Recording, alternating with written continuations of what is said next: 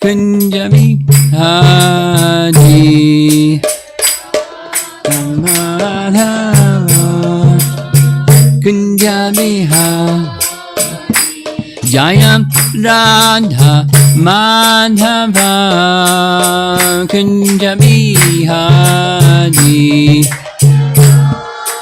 Madhava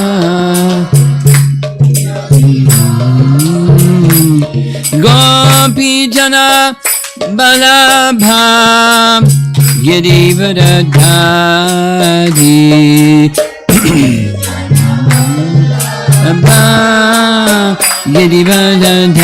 Girivadadhari Gopi Jana Balabha Girivadadhari Balabha Girivadadhari Jasodanandana Brajajanaranjana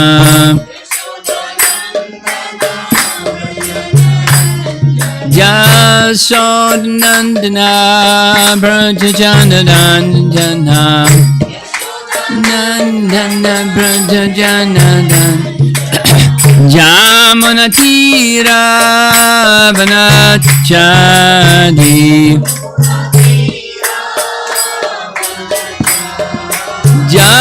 Jamunatira Vanachadi Vanachadi Jaya Radha Madhava Kunjabi Hadi Madhava Kunjabi Jaya Radha Madhava Kunjabi Hadi Madhava Kunjabi Hadi Gopi Jana Balabha Girivadadhari Gopi Jana Balabha Girivadadhari Gopi Jana Balabha Girivadadhari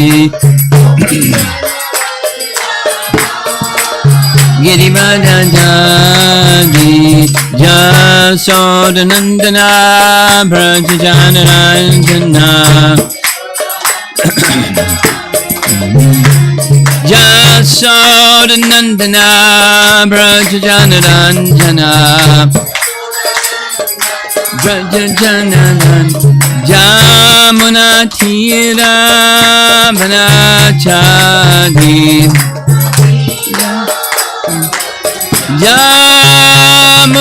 Jamunatira Vanachadi Tira Vanachadi Jaya Radha Madhava Kunjabi Hadi Madhava Kunjabi Hadi Jaya Radha Madhava Kunjabi Hadi Madhava Kunjabi Hadi Jayo Vishnupad Paramahansa Harivedagacharya Astatarasatasi Srimadha's Divine Grace A.C. Bhakti Vedanta Swami Srila Prabhupada Ki Ananta Koti Vaishnavrinda Ki Gaur Premanandi.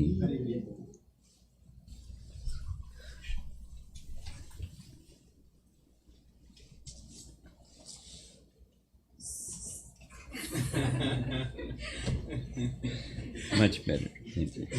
Okay. No problem.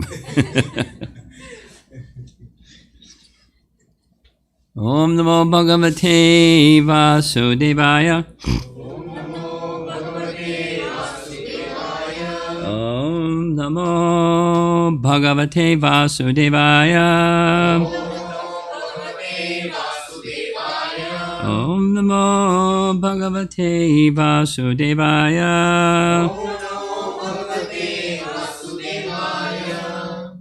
Well, we're going to be discussing something very interesting this evening. Krishna getting bewildered. That sounds pretty bewildering, doesn't it?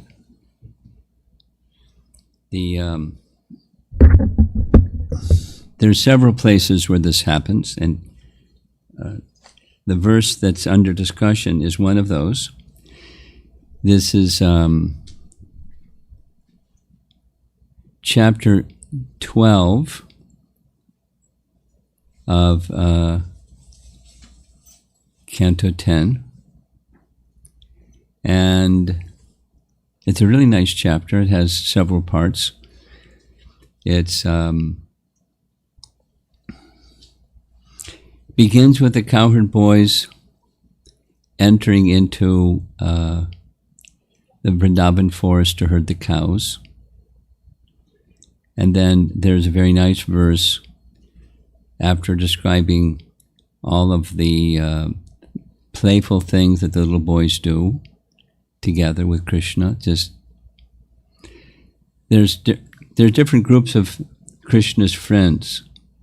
One of Krishna's friends is Arjuna. Sakha, Bhaktosi me Sakha Cheti. Arjuna is Krishna's devotee, Bhakta, and his dear friend. So there's different categories of Krishna's friends. And another one of Krishna's friends is Uddhava.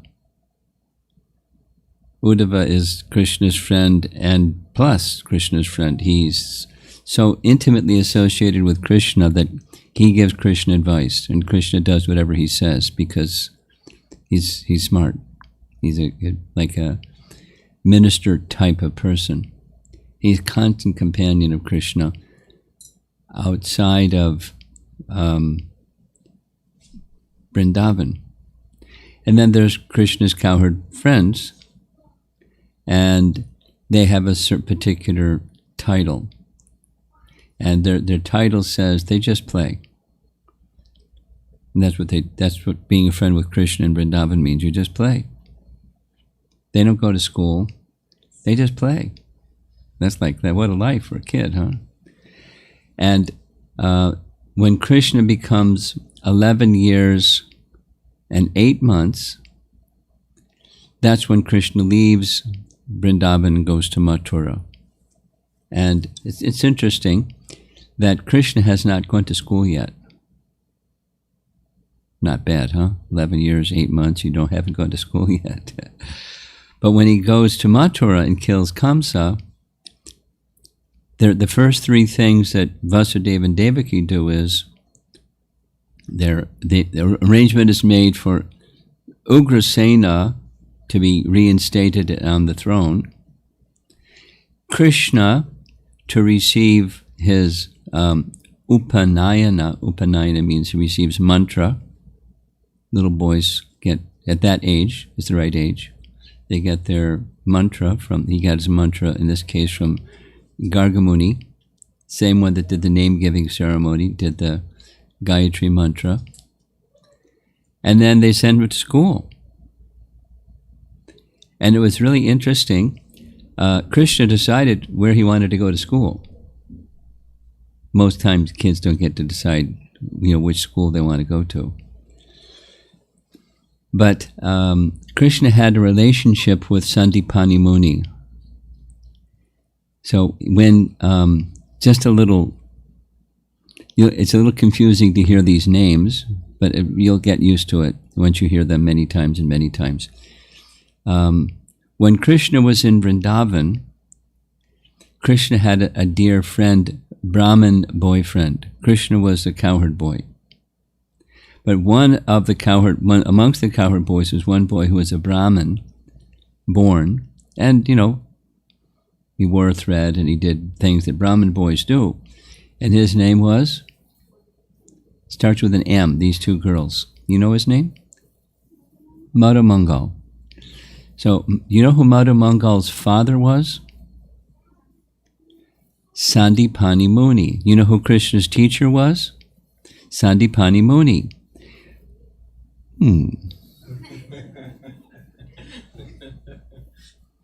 Sandipani Muni was Krishna's teacher.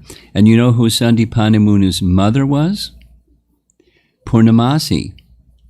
Who is Purnamasi? She's Yogamaya personified, just like Radharani is Krishna's pleasure potency, or Hladini Shakti personified, right? That's Radharani. Purnamasi is Krishna's Yogamaya personified. So Purnamasi was the grandmother of Madhumangal and the mother of Sandipani Muni, and she was a disciple of Narada Muni. Very interesting. So, before Krishna was born, Purnamasi showed up.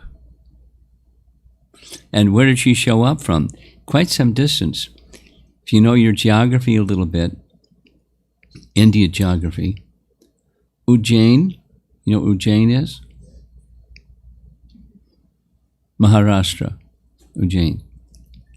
And even a little further is the place where Bhakti Maharaj established a temple. Where's the name of that place? Not Ujjain, but it's near Ujjain.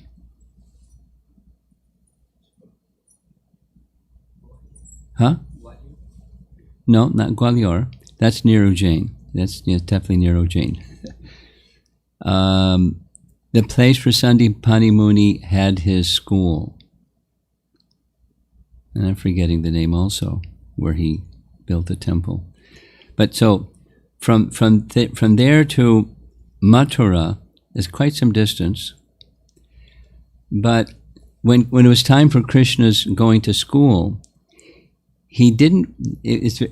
There's some details why Krishna chose, because he wanted to be some distance from Mathura, because Krishna was afraid.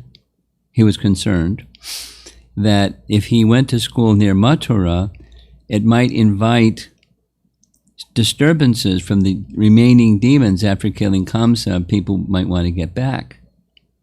And so if he stayed in Mathura, there might be some disturbance. So he wanted to go some distance.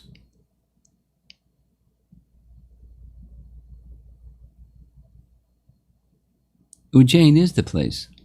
Ujjain is the place. Yeah, Ujjain is the place. Ujjain is the place. I'm sorry. Ujjain.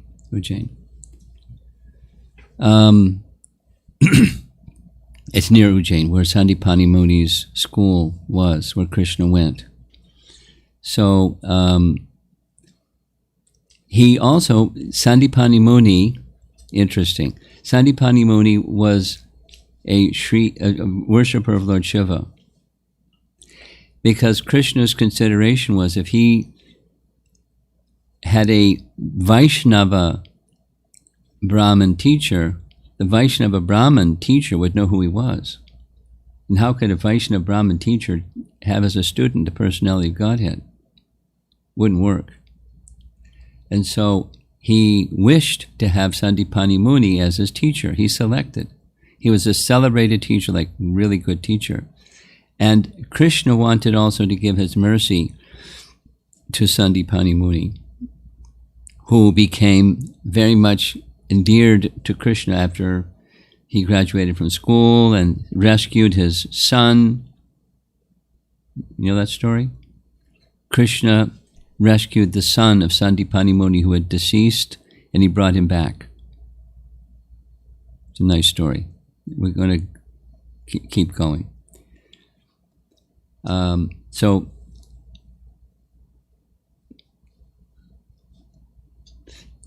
in Krishna's childhood pastimes, after he played with the cowherd boys, and then there's one verse that we spent a lot of time on, and that is where Shukadeva Goswami says that the cowherd boys are so fortunate, and all the residents of Vrindavan are so fortunate that they play with the Supreme Personality of Godhead. The yogis who realize him as Brahman, and they have the happiness of Brahman, Brahma Sukh. Those persons who are yogis, they may realize him as Paramatma. The Dasya Bhaktas, they realize him as the personality of Godhead. Materialists see him as an ordinary person. These cowherd boys are just playing with him. And the others are with him all day long, seeing him constantly. The yogis can't even meditate on a particle of dust from his lotus feet. And these devotees of Braja, they're always with him all the time. So after that long description, then comes the next scene, change of scene. The change of scene is the boys are playing and playing and playing and playing and playing. And on the path, they see this giant serpent, Aghasura. And they're puzzled. They've never seen this big cave that's 8 miles long and very dark inside and so forth and so on. And they said, hey, let's go check it out. And they go clapping their hands saying, even if it is a demon, Krishna will save us. Let's go. And they're joyfully going. And so the cowherd boys, the calves, follow the cowherd boys. And they've got their tails wagging. And they go inside the mouth of the serpent. But the serpent doesn't close his jaws because he just wants to kill Krishna. I mean, it's fine to kill the cowherd boys too, but his really objective is to kill Krishna. So then the verse that we're reading says, this is now the main verse for this evening, says, Krishna saw that all the cowherd boys who did not know anyone but him as their Lord had now gone out of his hand and were helpless, having entered like straws into the fire of the abdomen of Aghasura, who was death personified. It was intolerable for Krishna to be separated from his friends, the cowherd boys. Therefore, as if seeing that this had been arranged by his internal potency, Krishna was momentarily struck with wonder and unsure what to do. It was not possible because he's the omniscient Supreme Lord. So the topic is how the Lord becomes bewildered by his own potencies. And it's just, the detail is it's a secondary rasa. Secondary and primary rasas. Are you familiar with this at all? I'm looking at you two girls. The 5 primary rasas, you've heard that before? Okay, we'll go through from lower to upper. There's neutrality or awe and veneration, like the all-powerful Supreme, awe and reverence. Service. Friendship. Parental affection, conjugal love. There's a hierarchy. So we'll do it again. Neutrality, awe and reverence. Service, friendship, parental affection, conjugal love. 5 primary rasas and shades and mixtures, varieties of those. And then there's secondary rasas, which are 7 in number, so 5 plus 7 generally equals 12.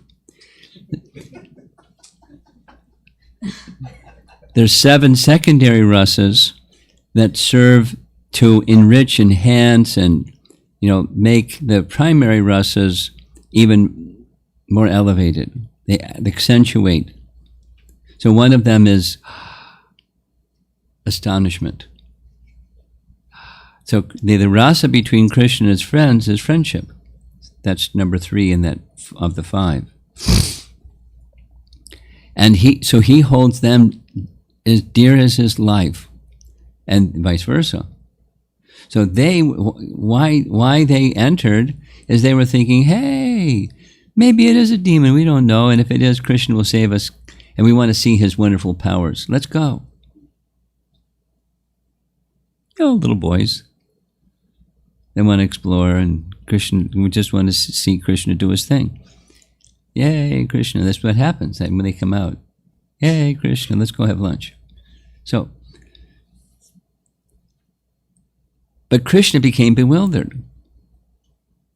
So that's this secondary rasa of astonishment. There's a Sanskrit term, astonishment.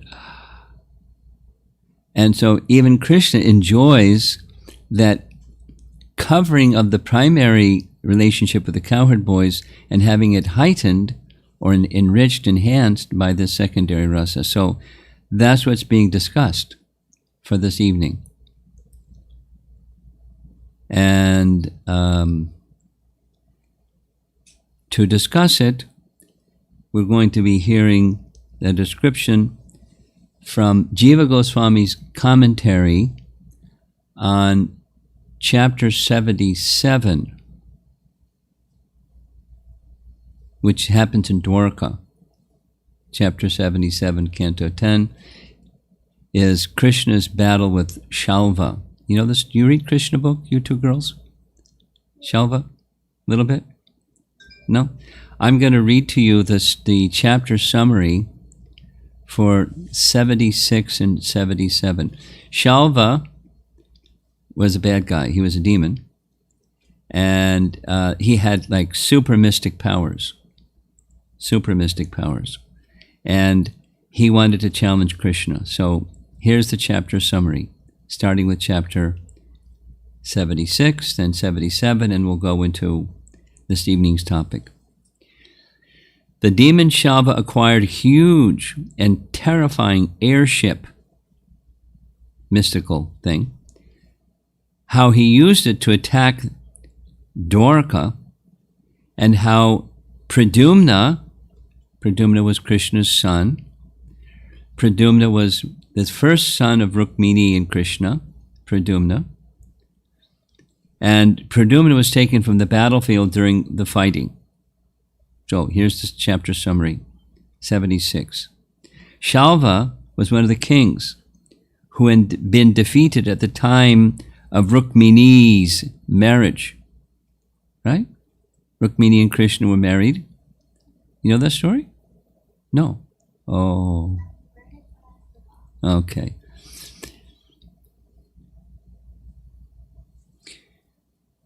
Rukmini's brother was Rukmi. And Rukmi had a friendship with Shishupal. Ooh. And her Rukmini's father wanted Krishna to marry his daughter, Rukmini. His name is Bhishmaka. But the elder brother of Rukmini, he had a friendship with Shalva, and he wanted her to, he had a friendship with Shishupal, so he wanted her to marry Shishupal. And Rukmini was going, no way, Shishupal, forget it, man. I'm not going to marry that guy. So, but my father and my brother, and so she wrote a letter to Krishna, sent a messenger, Brahmin messenger, with a letter. Dear Krishna, help!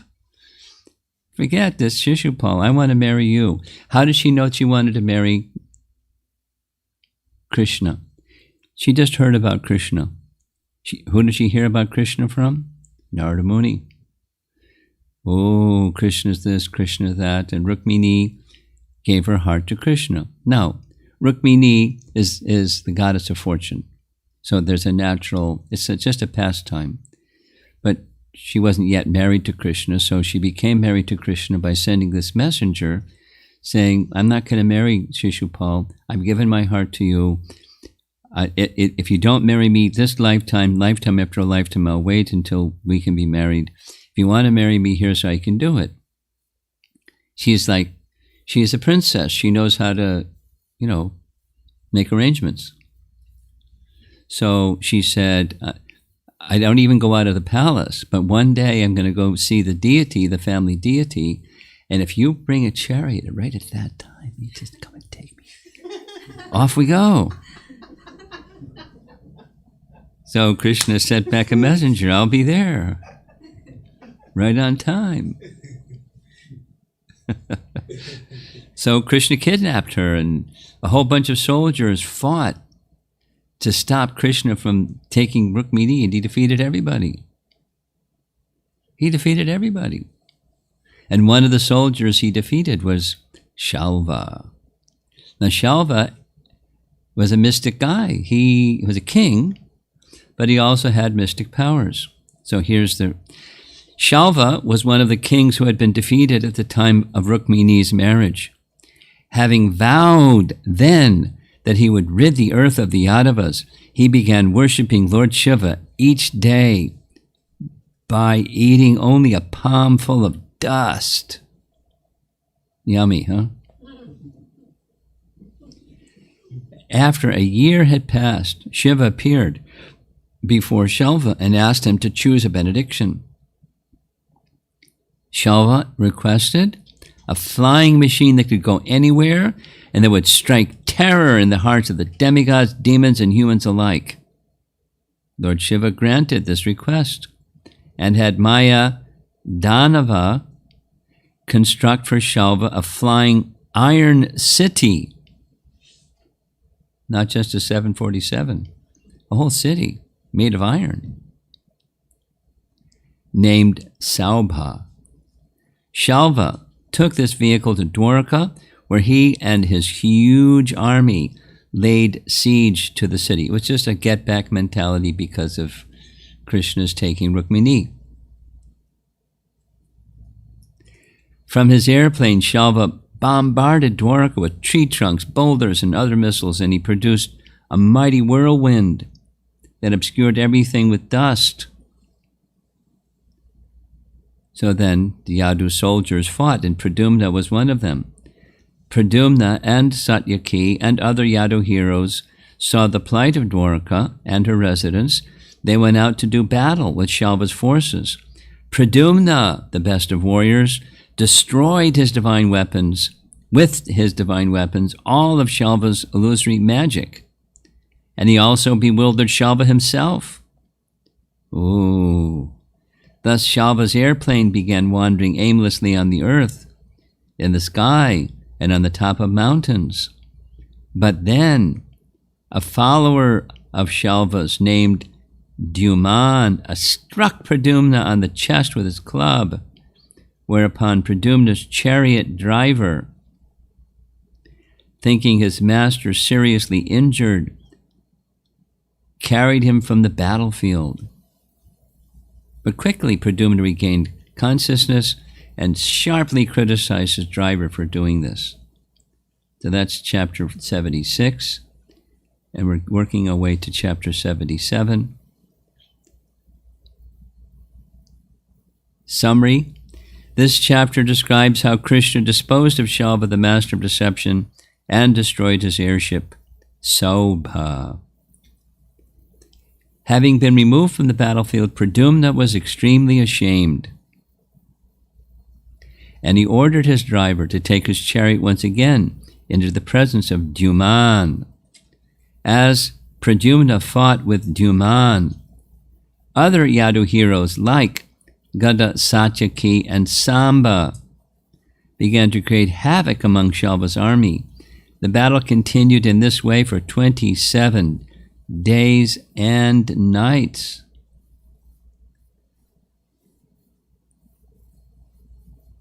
Then Krishna returned to Dwarka, and he found it under siege. He at once ordered his chariot driver Dwaraka to drive him onto the battlefield. Suddenly Shalva noticed the Lord and threw his spear at Krishna's charioteer. But Krishna shattered the weapon into hundreds of pieces and pierced Shalva and his Saurabh, the Saubha vehicle, with numerous arrows. Shalva responded by shooting an arrow that struck Krishna's left arm. Whoa! How's that possible? Amazingly, the Lord dropped his Sharnga bow, which he was holding in his left hand. The demigods watching the battle cried out in alarm upon seeing the bow fall, while Shalva took the opportunity to insult Krishna. Lord Krishna then struck Shalva with his club, but the demon, vomiting blood, disappeared. A moment later, a man came before Lord Krishna after offering him obeisances, introduced himself as a messenger from his mother, Devaki. The man informed the Lord that his father, Vasudeva, had been kidnapped by Shalva. Upon hearing this, Lord Krishna seemed to lament like an ordinary man. Shalva then led forward someone who looked just like Vasudeva, decapitated him, and took the head with him into his Sobha airship. It was a trick. Sounds like something from Ramayana, right? The head of Ram, the sorcerer of Ravana, sounds similar. Upon hearing this, Lord Krishna seemed to lament like an ordinary man. So that's the topic, the seeming bewilderment of Krishna, because he's omniscient. He knows the whole thing. And he's all-powerful, so how's that possible? So quickly, Krishna recovered himself, knew what to do, finished Shalva and his airplane. End of story. So now here's some of the verses. And all this is just the background to understand how it is that the Lord can, in his pastimes, appear to be bewildered like one of us. It's a secondary rasa. That's the short answer. As soon as Lord Chuta withdrew his club, after smashing him in the chest, Shalva disappeared from sight. And a moment later, a man approached the Lord. Bowing his head down to him, he announced, "Devaki has sent me." And sobbing, he spoke the following words. The man said, "Oh, Krishna, Krishna, mighty armed one, who are so affectionate to your parents, Shalva has seized your father and taken him away, as a butcher leads an animal to slaughter." When Krishna heard this disturbing news, he who was playing the role of a mortal man showed sorrow. That's a secondary rasa. And compassion is another secondary rasa. And out of love for his parents, he spoke the following words like an ordinary conditioned soul. Something like Ram feeling the feelings that he was feeling when Sita was kidnapped. Balaram is ever vigilant, and no demigod or demon can defeat him. So how could this insignificant Shalva defeat him and abduct my father? Indeed, fate is all-powerful. Lamenting like a regular fellow. Shalva said, "Here is your dear father who begot you, and for whose sake you are living in this world. I shall now kill him before your very eyes. Save him if you can, O weakling." After he mocked the Lord in this way, the magician Shalva appeared to cut off Vasudeva's head with his sword. Taking the head with him, he entered the Sobha vehicle, which was hovering in the sky. And then, how can lamentation, bewilderment, material affection, or fear, all born out of ignorance, be ascribed to the infinite Supreme Lord, whose perception, knowledge, and power are all similarly infinite? And now all of that is the background. It's to get to this verse. By nature, Lord Krishna is full of knowledge. He possesses unlimited powers of perception, yet for a moment, out of great affection for his loved ones, he remained absorbed in the mood of an ordinary human being. He soon recalled, however, that this was all a demoniac illusion engineered by Mayadanava and employed by Shalva.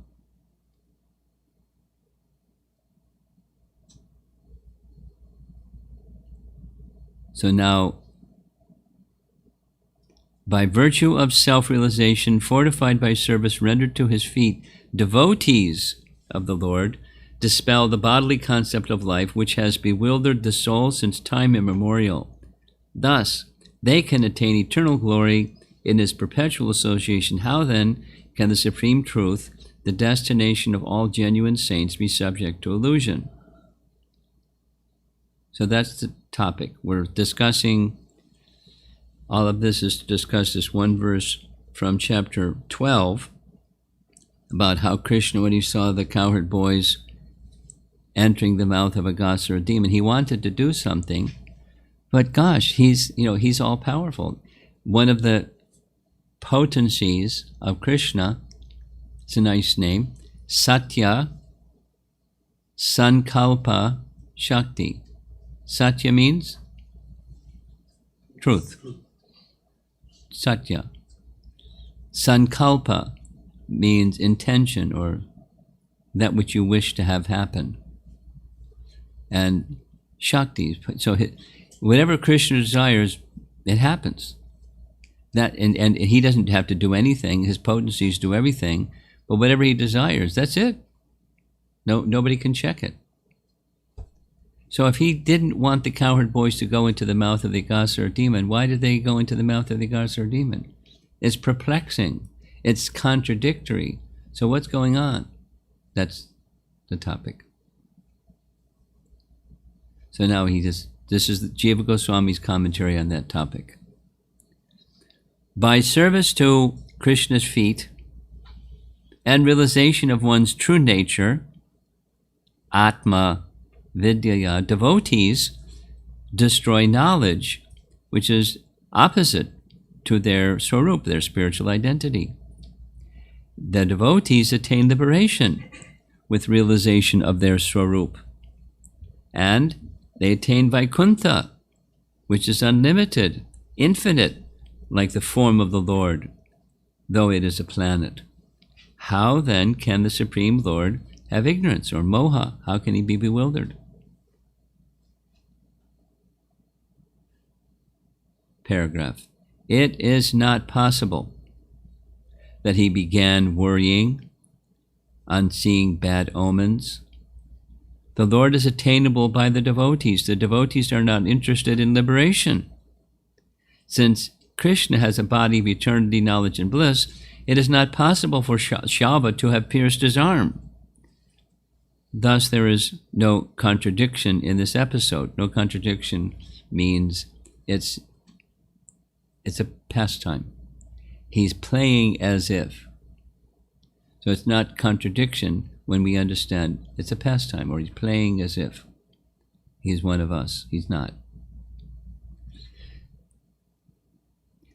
Paragraph. Since Balaram took permission from the elder Kurus when he departed, according to the Sabha Parva, it is not contradictory. That is to say, Balaram, Krishna was meditating. How is it possible that Shalva was able to kidnap Vasudeva, our father, when Balaram was present? Because Krishna and Balaram were away. Balaram went back to Dwarka before Krishna went back to Dwarka. While they were both away, that's when this attack took place to destroy the Yadus, Shalva and his army and everything. So that's why Pradyumna was in the front of the battle, Krishna's son. Instead of, if Krishna and Balaram were there, forget it. It's over. So, since Balaram took permission from the elder Kurus when he departed, according to the Sabha Parva, it is not contradictory. This is Mahabharata. Though Baladev departed for Dwarka first, it is possible he arrived at Dwarka with Krishna. When Krishna came, it could have been he went with Krishna. He arrived with Krishna. If Balaram was present in Dwarka, it would seem improper that he let Pradyumna do the main fighting while he was present. Even materialists see no contradiction in this situation. What to speak of Vaisampayana Vyas, the author of the Bhagavatam, Vyasadeva, and others being ignorant concerning this. It's just a paragraph saying this reference to Balaram and how could Brahm let it happen. There's different ways of looking at how that was possible. It's just to assist Krishna in experiencing the joy of ecstasy in the protecting his devotees by killing demons and so forth. Because why did Krishna appear? One of the main reasons. The demigods asked him, help. The earth is overburdened with demoniac kings, and one of them is Shalva, so please relieve earth from the burden. So Krishna is giving satisfaction to the demigods. He's giving pleasure to his devotees because the devotees are being protected also.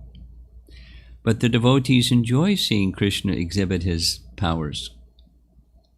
But when Krishna is in difficulty, like an arrow is shot into his arm, where he sees this sorcery of Vasudeva being decapitated, he shows wonder. But then he shows his power. It's the devotees enjoy. There's danger. Oh, now we're safe.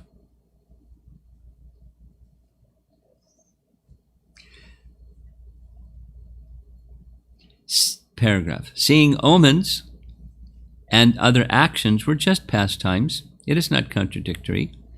Since the Lord has his internal intentions, it is difficult for others to understand such apparent contradictions. That was expressed in the previous verse by Shukadeva Goswami. I read the previous verse. I'll read the previous verse again. How can lamentation, bewilderment, material affection, or fear, all born out of ignorance, be ascribed to the infinite Supreme Lord? Answer, they can't. It's the appearance of those things through pastime. By saying that the Lord has infallible knowledge and is also not subject to lamentation, and is also subject to lamentation, the words would be self-contradictory and would arise only from ignorance. By understanding the details, some persons obtain knowledge, but Krishna has self-knowledge. He doesn't need to understand anything. Those who were previously controlled by Maya later become controlled by the sweetness of the Supreme Being. They are then among those who have crossed the cycle of birth and death, samsara. These are the persons mentioned in the verse. Still, they apparently show material emotions. In other words, they're also amazed at seeing that Krishna is amazed. An example of such a person, amazed by seeing that Krishna is amazed, is an example is Prahlad. On seeing the suffering of the materialists, he revealed his sorrow. That's a secondary emotion. Secondary rasa, his sorrow to Nrsingadev. Prahlad is like, nothing can touch me. But when he sees worldly people suffering, that gives him pain. Or Brahma's bewilderment. Do you two girls know the Brahma stealing the calves and cowherd boys? You know that one. So when he went back and saw what he saw, that look, there's the calves and cowherd boys. Wait a minute, they're over in a cave. And then he went back. Then he saw all those forms of Narayan and everything else. He was bewildered. At the beginning of the story of Brahma's bewilderment, Shukadeva was bewildered.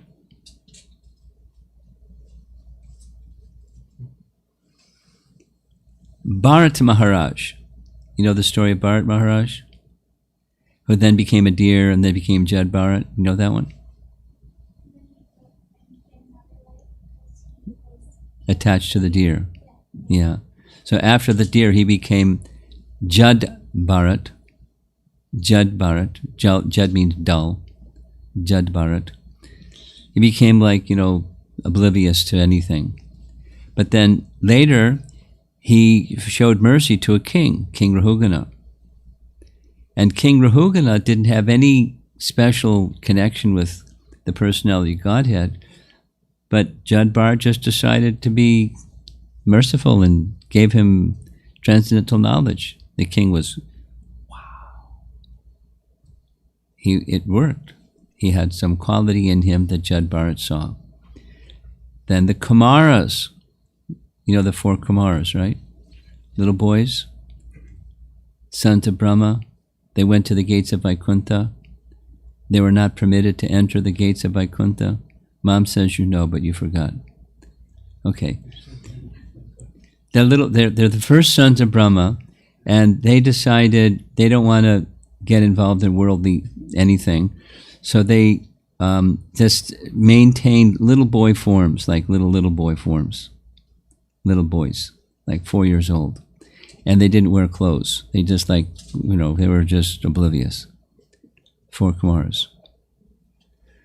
And they stayed like that their whole life. They just, little boy forms, maybe 3 years old. So they made their way all the way to Vaikuntha because they could travel anywhere. When they got to Vaikuntha, the gatekeeper said, "Whoa, you're not permitted to come in. You got to be a pure devotee to come into Vaikuntha." And they cursed him. Thus they became Hiranyaksha and Hiranyakashipu. You know that story? No? Okay. Well, that happened. So when they made that curse, Lord Narayan came to the gate and apologized. And then they felt, oh no, we made a big offense. The Kumaras described their fear caused by their curse of the doorkeepers of the Lord of Vaikuntha. Here's another example. Krishna in the Damodar Leela established this contrary emotion. That is, he, who is the control of everyone, was controlled by his mother, or by the love of his mother. And it shows, the overall point is, Krishna is merciful to his devotees. So now comes this verse, finally, chapter 10, text 12, Canto 10, chapter 12, text 27. This is the Aghasura demon situation. Here's the translation. All of this is this one verse. Krishna, giver of fearlessness to all beings, saw that the cowherd boys, who did not know anyone but him as their shelter, had now escaped from his hand and were helpless, and were now suffering, like straws to be burned by the fire of the abdomen of Aghasura, who was death personified, bewildered by his affection. He was astonished by what had been arranged by his appointed Yogamaya Shakti potency. Now back to this chapter 77. Similarly, in order to protect the Yadus, Krishna fought with Shalva and showed various emotions. Though he appears to be bewildered by the Maya of demons, one should not think that he can be subject to lamentation and ignorance. There are verses, of course, like the following. This is now from chapter 13 of Canto 10. Krishna became bewildered when the calves were stolen, the calves and cowherd boys. That one, the story you know. Thereafter, when Krishna was unable to find the calves, he returned to the bank of the river, but there he was also unable to see the cowherd boys. Thus, he began to search for both the calves and the boys everywhere in the forest. But wait a minute, he's omniscient. So how is he bewildered and can't find, he knows what's going on. He enjoys that emotion of not just being God, but being, having emotions of affection for his dear friends.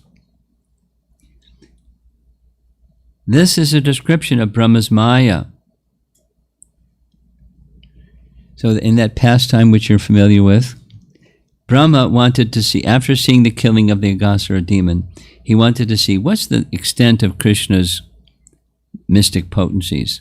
So I'll show some of my mystic potencies and then see what Krishna does. It was Krishna's mystic potency, Brahma's mystic potency, that the cowherd boys and the calves just disappeared. Brahma had stole them with his mystic power. So to please his devotee Brahma, Krishna was acting bewildered. That's what is being said here. It should be understood that the Lord, by his own desire, accepted this position of bewilderment in order to have pleasing pastimes with his great devotee Brahma.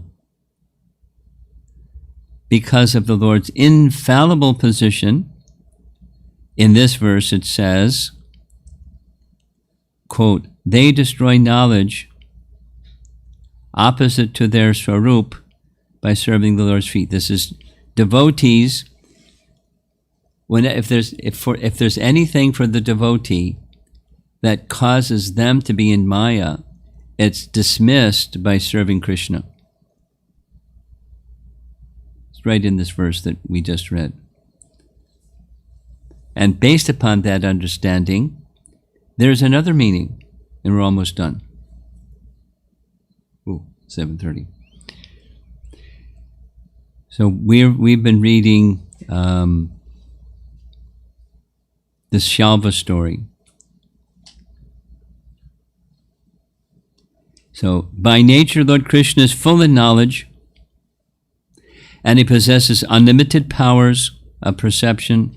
Yet for a moment, out of great affection for his loved ones, he remained absorbed in the mood of an ordinary human being. He soon recalled, however, that this was all a demoniac illusion engineered by Maya Danava and employed by Shalva. Now, alert to the actual situation, Lord Achyuta saw before him on the battlefield neither the messenger nor his father's body.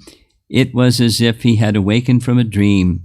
Seeing his enemy flying above him in the Sobha plain, the Lord then prepared to kill him. We're almost done. From the time Krishna became absorbed in remembrance of Vasudeva, that's his father, because of that imitation, while he remained omniscient in his spiritual form, he remained aloof from illusion because he had great powers of perception. He did not even see the illusion after that. An example is given. A person of discrimination, even while sleeping, thinks this is a dream. Thus, he does not see things related to dreams. That's the end of this evening's discussion. So, the whole purpose was to show, Jiva Goswami wanted to show what's the nature of the Lord apparently being bewildered by circumstances that are created by his own potencies. It's all a pastime in any case. So part of the pastime is the Lord's enjoyment like this, the Lord's enjoyment like that, the protection of his devotees, demigods from the sky saying, oh no, and then, oh, it's safe again. So they're going through their different emotions, ending up with feeling protection and shelter in the Lord. When there's some risky situation, or some apparently bewildering situation, or some amazement kind of situation, or some sorrow kind of situation, it's varieties for Krishna and Krishna's pure devotees. It's varieties of loving. The principal rasa is being nourished by those various episodes.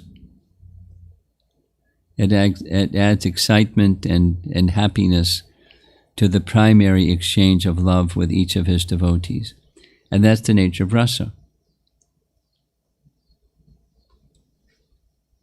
You've heard the word rasa, right?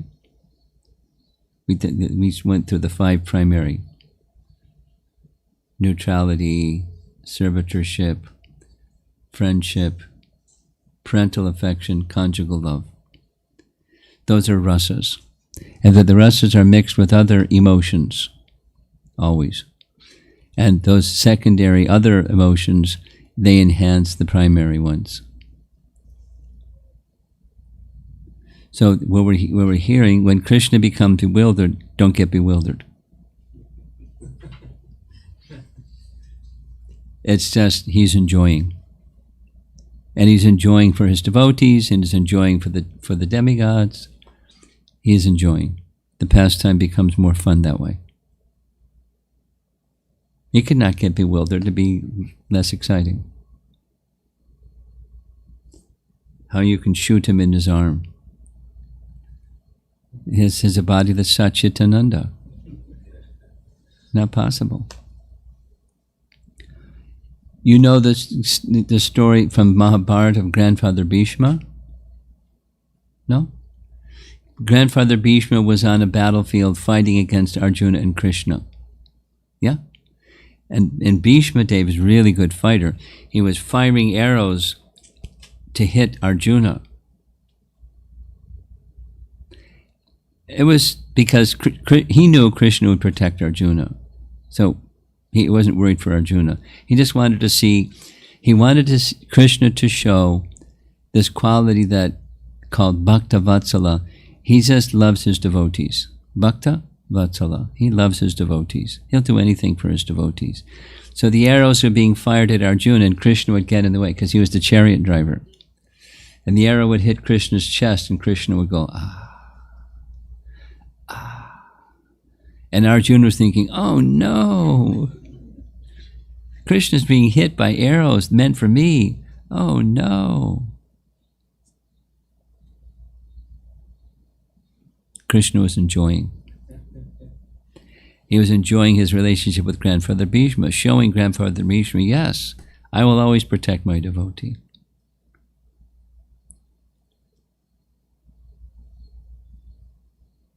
You know how that story ends up?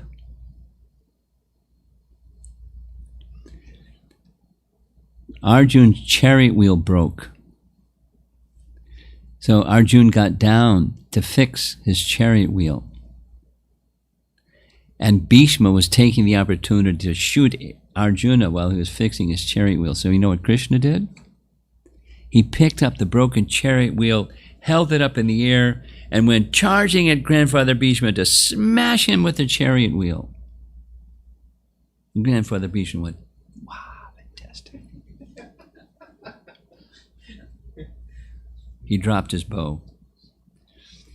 And right at that time, the sun was setting, so the conch blew, which meant the end of the fight for the day. So Krishna didn't have to smash Grandfather Bhishma. Grandfather Bhishma wanted to see Krishna protect his devotee, which he did. Everyone was happy. It's just pastime. It looked pretty scary for a while, though. Arjuna was going to get killed by Grandfather Bhishma. But no way. Krishna will protect his devotee. Okay, so let's see if there's some discussion. I had a somewhat different plan, but seeing you two here, I decided to go the direction I did. Tell this nice story.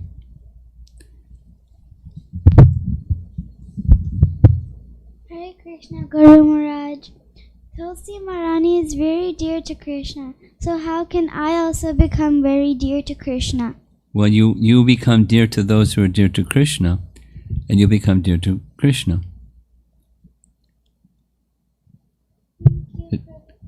Huh? What was that? She said thank you. Thank you.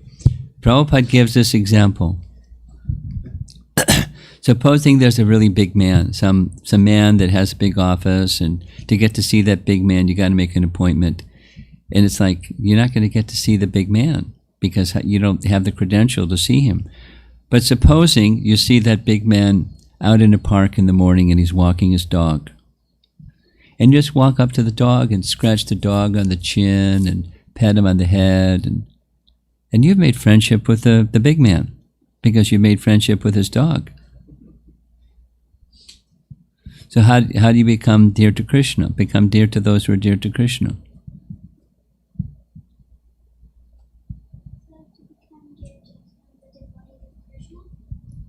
What's that? I think we better give you the microphone. I'm supposed to be dear to the devotees of Krishna. Yeah. Representatives of Krishna. Yeah, like that. You've got one? Let's hear it. Hare Krishna, Prabhuji. I have two questions. Two questions. Okay. My first one is, how did Krishna lift up the Govardhana hill? With his spiritual strength. Because without spiritual strength, you can't do such a thing. But spiritual strength is greater than any other kind of strength. That's how he did it. And my second question is, how can I become a nice devotee of Krishna? Whoa. Well, you learn from those who are nice devotees of Krishna how to be a nice devotee of Krishna, and you try to assist them, and you learn from them. Just like, someday, probably someday, you'll learn to cook from your mother. And the way to learn how to cook, you just help your mother in the kitchen, and she'll show you this and that. She'll be happy to show you this and that. And then you learn how to cook by learning from one who knows how to cook. So you learn from those who already know how to be a nice devotee of Krishna, and they'll help show you. They'll be very happy to show you how to do things nice for Krishna. Okay, thank you. Okay. Hare Krishna. Hare Krishna. Just like, if you don't mind, when there was a question the other day, it was on Tuesday was Radharani's appearance day, right? Tuesday? Radhastami? Huh? Tuesday. Radharani's appearance. So there was a question during the morning class, why don't we fast all day instead of fasting half day? Because we fast all day for Krishna's appearance, and Radharani is non-different than Krishna. So why don't we fast the whole day for Radharani's appearance? So I said, the scriptures teach you can. In fact, it's nice. But if you also may want to make a feast for Radha, and so you make that feast offering midday and have a midday feast. So Radhapriya heard that. She made a nice cake for Krishna. And that same day, I got a photograph from two other people that made a nice cake for Radharani. They put Radharani's name on the cake. For the pleasure of Radharani. That's how you become a nice devotee. You find out from devotees that they're enthusiastic to please Krishna, and you'll learn from them. But having that desire, that you're halfway there. The rest is easy. Hare Krishna, Guru Maharaj. The question is for my wife, actually. So she wants to know that what is the difference between the worship and bhajanti, basically bhajan. It's the same, or what's the difference? Well, they're certainly similar, and there is a difference. Bhajan comes from this is Srila Prabhupada. Look at the last verse of chapter 6 Bhagavad Gita. Last verse, the purport, the very first line, the root word of bhakti is B-H-A-J, bhaj. So bhajan comes from bhaj. Bhakti comes from bhaj. And it means engaging the senses and with the object of the senses to please the master of the senses. That's bhakti or bhaj. So bhajan is commonly, it can mean singing, but it's not just singing. It's activities meant for the pleasure of Krishna, practical activities. And worship has more to do with a mood, and worship is commonly used in connection with deity worship. But it's an English word, it's not a Sanskrit word. We worship a deity, but the deity worship is part of this activity of bhaj, or devotional service. So it's a category of devotional service, and it's describing more the mood of worship. Okay?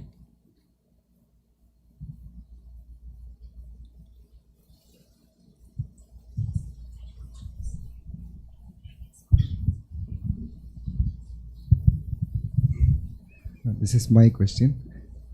Maharaj, from Srimad Bhagavatam and reading the different scriptures like Chaitanya Charitamrita, we see that there are two extremes of mercy that comes. One is like Prahlad Maharaj, his devotion to Lord Narsinghadev is at the topmost level. We can't even imagine, reaching that. And on the other side, we see Kubja, like in Srimad Bhagavatam. Yeah. She is called Trivakra. Yeah. And all she did was just, give some sandalwood, anoint Krishna with some sandalwood paste, and she achieved the highest result. And on, like Chaitanya Charitamrita, we see how all the devotees of Lord Chaitanya are on very high level practicing bhakti, but on the other side, the dog received the mercy because it just followed the devotees, Shivananda Sen. So it's very bewildering to see the two extremes. How does Krishna give the mercy? Where should we place ourselves in order to receive the mercy? How should we situate ourselves? Yeah, situate in the sense I cannot think about the level of Prahlad Maharaj and Sudama and great devotees, but I am not a dog here, or I am not a Kubja kind of person. So where is the center point? Where is the easiest that I can do from my side so that I can receive the same mercy that they have received?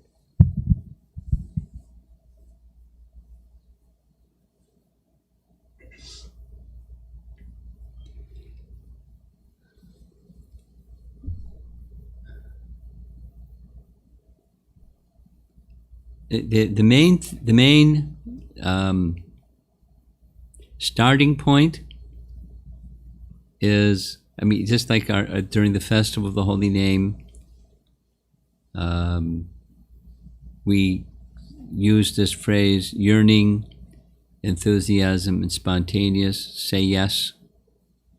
Yearning, enthusiasm, spontaneous. So yearning is a core desire, and how that manifests itself is going to be different for you and for everybody, but the principle is yearning for that to be again connected, yoga, to be connected with the Supreme. And since the scriptural understanding is it's through bhakti that's possible, so yearning to be connected through practical activity of service, starting with hearing, chanting, remembering, and other forms of service. So where the unfolding of that goes it's going to be different for each of us, but the principle is quite simple, similar. So we with humility, which says I'm very tiny and quite insignificant, so rather than feeling myself to be anything other than tiny and insignificant, let me take up the means, following great souls, to try to please Krishna. That which looks confusing or bewildering can be made very simple just by the simple principle. So we're introduced to that awakening of our Krishna Bhakti. Who knows how many lifetimes we've been at this before this lifetime, but here we are this lifetime. So it's not so relevant what we did previous lifetime, it's where we are right now. And awakening our attraction for Krishna through serving the great souls. Mahat Sevam Dwara Mahur Vimuktes. You just make ourselves eligible for mercy and be eager for mercy. This is this yearning.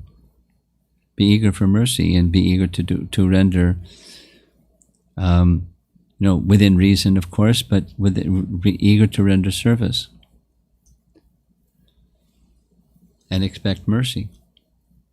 And it'll come however it comes. I mean, I was thinking about this question somebody asked the other day.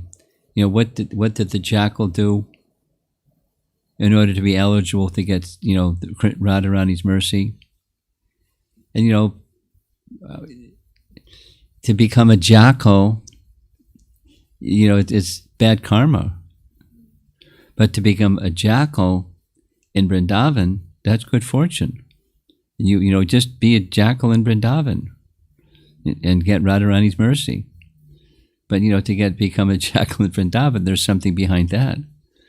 Besides, what it takes to get the body of a jackal. You have to get a jackal in Vrindavan during the time that Radha and Krishna are performing their pastimes. What good fortune. So, it's this yearning. I wish to be again connected with Krishna in the medium of service to him. That's the seed. And then it grows however Krishna wants it to grow. Can I ask a follow-up question? Yeah. On the same, I asked the question about the jackal, Guru Maharaj, the other day. And what is confusing, it's not clear, is, for example, Kala Krishna Das, who went along with Chaitanya Mahaprabhu for the South India Yatra. Even he was in the presence of Chaitanya Mahaprabhu, but he got diverted. Yes, he did. So I'm thinking like I am dedicating my whole life to this Sampradaya and this to Radha and Krishna, but I'm not still clear on what is the correct way to move forward. That the goal that Prabhupada says in most of the lectures, like he finishes the lecture by saying, "Go back home, back to God." Go back home, back to God. So that how is that possible? What is the formula? Is not clear. Is there anything that you can say like just follow this and we will achieve the goal? Because I speak to many devotees and nobody is clear. Not clear, but they say like I'm struggling with sadhana. This is a problem, that's a problem. Sadhana is a problem. Everybody is speaking about sadhana is a problem. But I am thinking that it should be positive. It should be like, okay, I've surrendered to Radha and Krishna. They will take care of me. I am trying my best. They will take care of me. They will take me in this very lifetime. I have 100% faith. Well, it can be as simple. If you give it a silver bullet answer, then you have to unpack it. But the silver bullet answer has an unpacked principle. And it's, and that's get the mercy of the elevated Vaishnavas. Be eager for that mercy. It's the same answer, yearning. So it's effort and mercy. The yearning includes both. I'm making some effort and I want some mercy. I'm dependent upon mercy. So, but the formula isn't. Rupa Goswami describes. There's many nice verses in Rupa Goswami's writings, but he specifically outlines how to get back to Godhead. And there's two. There's what you do externally and there's what you do internally. And the externally is you serve the devotees of Lord Chaitanya, Rupa Goswami, Sanatana Goswami, who outlined how to do the service that's assigned to us. And then internally, there's associates of Braj.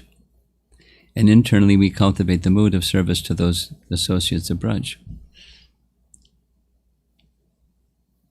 There's an external and there's an internal cultivation. That's to enter into Braj. To enter into the Braj, you have to have the mood of the residents of Braj. Now, the associates of Lord Chaitanya, they have that's the same of their followers of Lord Chaitanya, who has the mood of Braj. But we're involved in the Sankirtan movement of Chaitanya Mahaprabhu, and simultaneously there's an internal cultivation of the mood of the residents of Braj. So the mood of the residents of Braj comes from following the mood of the residents of Lord Chaitanya. So it's there.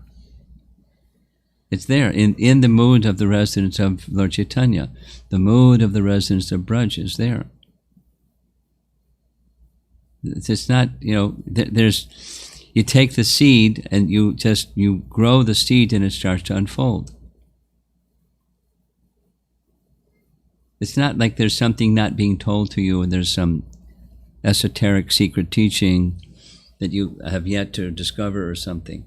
It's just the maturing or unfolding of that seed.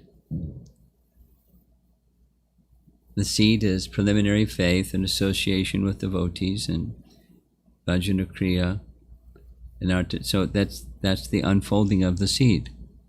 And it brings one to that stage, back home, back to Godhead stage. And specifically for followers of Lord Chaitanya, it's Vrindavan. And the path to Vrindavan, Rupa Goswami is clearly giving. It's in Nectar Devotion. The verse is there in Bhakti Rasamrita Sindhu, but the summary study is there in Nectar Devotion.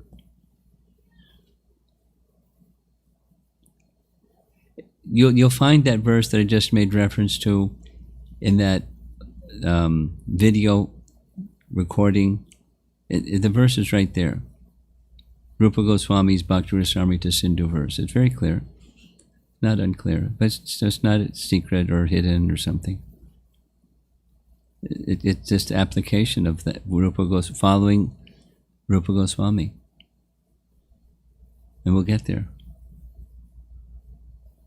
I don't know what the confusion, bewilderment, uncertainty, lack of clarity is. The capacity, Guru Maharaj. So I'm not capable of doing, You're capable of doing what you're capable of doing, and that's what you do.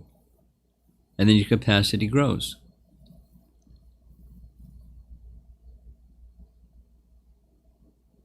And what is the maximum of it? There is no... What's the maximum what? Of the capacity. That... Well, There is nothing like that, right? Yeah, there's no such thing. It's just it's dynamic, not static. So we are where we are who we are, and we grow. So it cannot happen in one lifetime. Why do you say that? Just asking. So because the capacity. Of course, that's no. The question is silly. It can happen in this lifetime, during this lifetime. In fact, the verse you'll hear when you hear the recording, it's in this lifetime we're to do this, not. I'm trying to understand what your confusion is, because it's very straightforward and simple. What's the limit of capacity? There's no limit. It grows.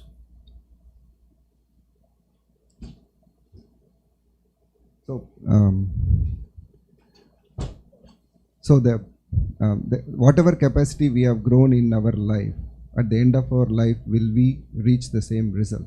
Is the question. You carry consciousness stays with you. The body changes.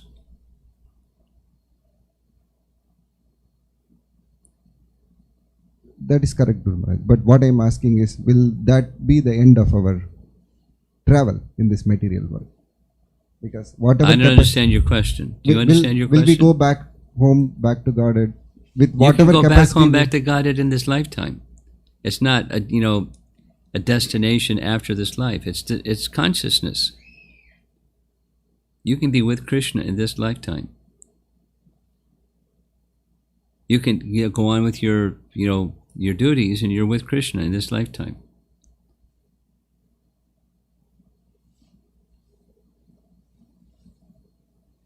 Is there a difference between I can and I will? Is there? Well, that's up to you. That is where I am coming to. What should I do for that? I don't want the can, I want the will. I will be there. So it's effort and mercy. You can't do it on your own. You make effort and you rely on mercy. And you wait for Krishna to bestow his mercy, knowing that he's merciful. You can't hurry Krishna.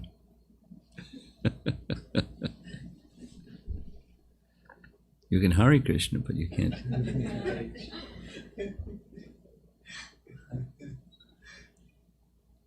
Anything else?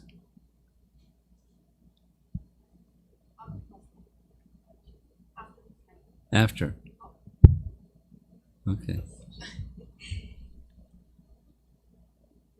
No, Guru Maharaj. There is one question pending from old classes. Is that okay? Okay. What would we do without our phones? They have to have memories. This is from Prema Manjari Mataji. We came across one of my Prabhu's friend, and he is the worshipper of some goddess. And he said that why don't you worship goddess? Because we have to go through Radha in order to reach Krishna. So he is asking like, why are you saying Krishna? Why you don't worship the goddess? How should we answer this question? Well, we don't worship goddess without God, and we don't worship God without goddess. We worship Radha Krishna. And in the form of the mantra, the Hare Krishna mantra is God and goddess. Not one without the other. Okay? Srila Prabhupada ki jai.